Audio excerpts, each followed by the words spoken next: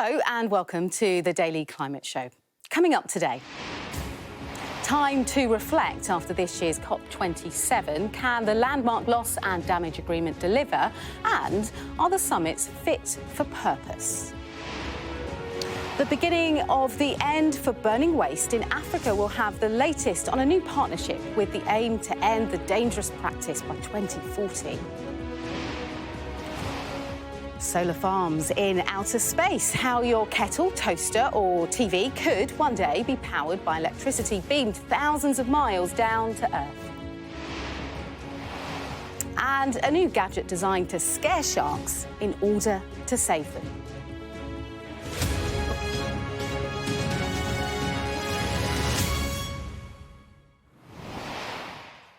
Hello and welcome to the Daily Climate Show, where we track the changes to our world and interrogate some of the potential solutions to the climate crisis.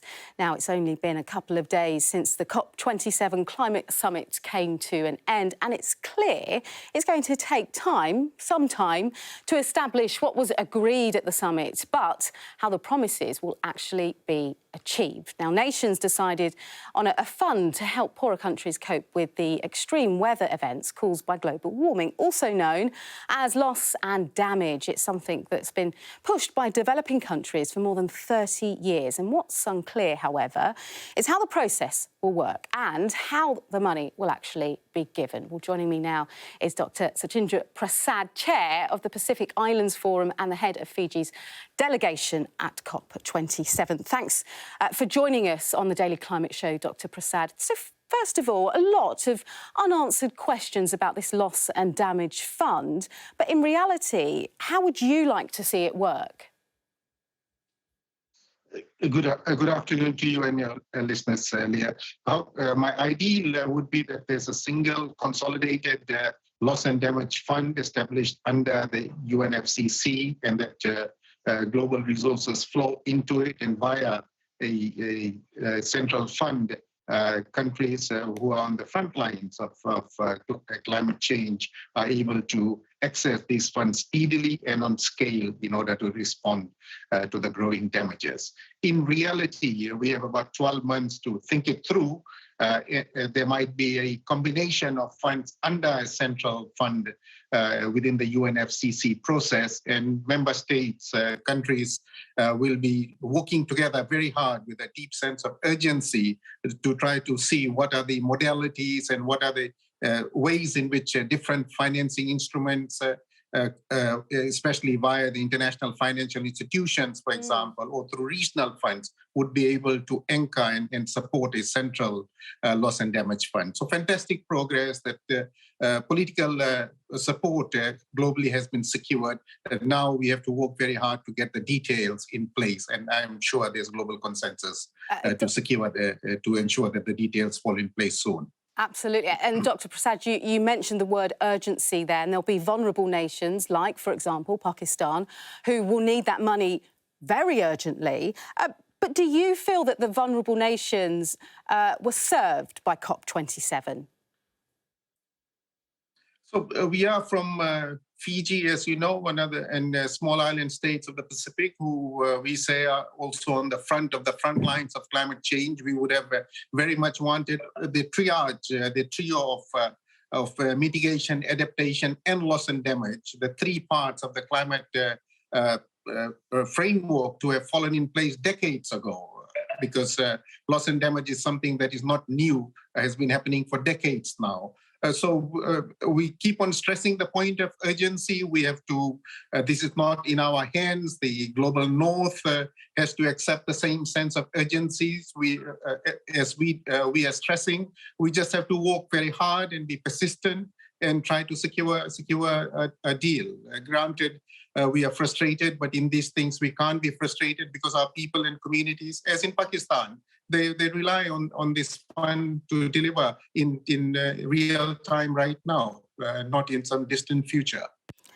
And it's important, isn't it? Because that final agreement at COP27, it didn't really acknowledge the need to wean ourselves off of fossil fuels. This will be quite worrying for vulnerable nations like Fiji.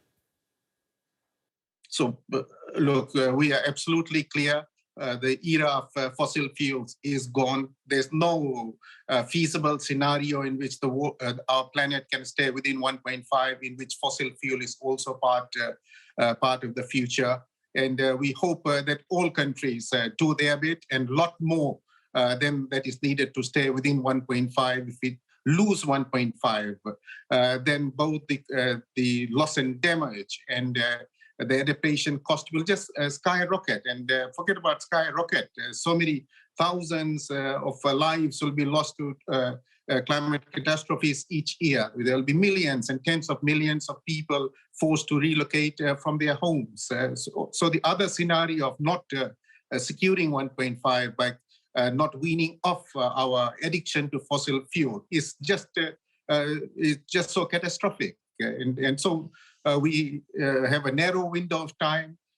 We have a few years in which to get this right. All countries, the global north, global south, have to do a lot more than what is on the table to get us back into 1.5. And certainly fossil fuel, we accept the need for just transition. Is from small island states, we also ask that please also accept our plea for just existence as well, and that just transition should be accelerated, and that our dependency on fossil fuel should be reduced dramatically, much faster, and within this decade. And Dr. Prasad, very briefly, in talking to you today, your tone is very optimistic. But what do you feel the legacy of COP27 will be? There's lots of talk around whether these climate conferences are the way forward. This is what we have in the global system. We are frustrated with the pace of multilateralism. I'm sure many other countries are frustrated with the pace of multilateralism. It is about 200 countries that meet in this in the multilateral system. They all need to agree. They all have interest, and they all have people and interest of their voters as well as communities within their country. We have to walk these things through. But this is now on the climate crisis. It is now time for leadership, and leaders are those that make the big and bold decisions and lead from the front, and are not married to very vested and narrow interests, because global leadership now requires global action with a sense of urgency, with a far greater speed, and a much more scaled up climate action. And this is a time for leaders to rise up to their global responsibility. Okay. And we hope and we expect that they will do. OK. Dr. Prasad, thank you very much. Now is the time for leadership. Very interesting, isn't it? Well, it wasn't just loss and damage high on the agenda this year. The disposable waste, it's always been a tricky subject, hasn't it? In Africa, only 11% of waste in urban areas will go to managed landfills, which means the rest, 90%, is dumped or simply burned. And the burning of waste isn't just contributing to global climate change. Scientists have linked it to more than 1.2 million premature deaths in Africa annually. Well, joining me now is Professor Desta Mobratu, a UN high-level climate champion who helped launch a new international partnership at COP this year, aiming to end the burning of waste in Africa by 2040. Thank you so much for joining us today. Straight away, I mean, how do you feel about striking that deal at COP27 on that global level? Thank you very much. This is a major development. In fact, when you look at the issue of open waste burning, it was only discussed at COP forum last year at Glasgow in a side event. So within 1 year time, it went through from COP26 side event to the United Nations Environment Assembly, the 5th Environmental Assembly, to African Cities Summit, and ended up at the African Ministerial Conference on Environment in September, which passed a resolution with a commitment of African countries to eliminate open waste burning from Africa. So the partnership is an implementation vehicle for that African resolution for elimination of open waste burning. So it is a major development for us. Just tell our viewers how big a problem open waste burning is, not just for people, but the environment too. Well, open waste burning basically produce what we call the short-lived climate pollutants, which includes black carbon, particulate matters, that traps, number one, from the first place, it shields away the sun, and number two, it traps heat within the atmosphere, but thereby contributing significantly for global warming. So this is something which is a major contributor for climate problem, and it is also a potential major contributor for addressing contributing to the net zero effort by addressing this or removing these short-lived climate pollutants caused by open waste burning. And Professor, we've been talking about this on the show today. There is a conversation post-COP27 about how useful these climate conferences are, how much really changes in those 12 months from one climate conference to the next. How useful do you feel they are? I mean, you signed this deal because of COP27, but moving forward, is there another way of dealing with these big global emergencies? I think since the launch of the United Nations High-Level Champions, which is tasked with the responsibility of bringing or mobilizing non-state actors that would help countries and governments to move from commitment to action, we have seen significant progress at COP26, and I think COP27 is also, with its emphasis on action and implementation, it has shown that with the active partnership between national governments, local governments, businesses, and other non-state actors, we have a chance of meeting the 1.5 degrees centigrade if we act fast, but at least we can achieve the 2 degrees centigrade limit. So we have seen significant shift over the last couple of years. Our hope is that within the coming years, within the coming COPs, the focus and emphasis on action and implementation. We have sufficient level of pledges and commitments. It's about time to move to action, and the partnership, different modalities of partnership are key in realizing that requirement for movement towards action and implementation. Okay. So we are hopeful with the progress. Great. I love to hear the positivity coming out of all these initiatives. Thank you so much, Professor Desta Maburtu. Thank you for joining us on the Daily Climate Show.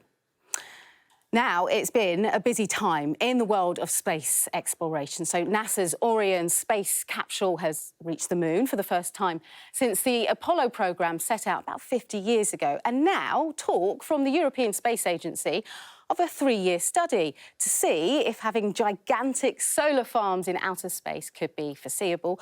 It's yet to be confirmed, but it would be groundbreaking. Now, the main goal, a space-based renewable energy generation system. But how would it work? Well, let's take a look for you. Well, in space, orbit, the strength of the sun is much higher than it is on Earth.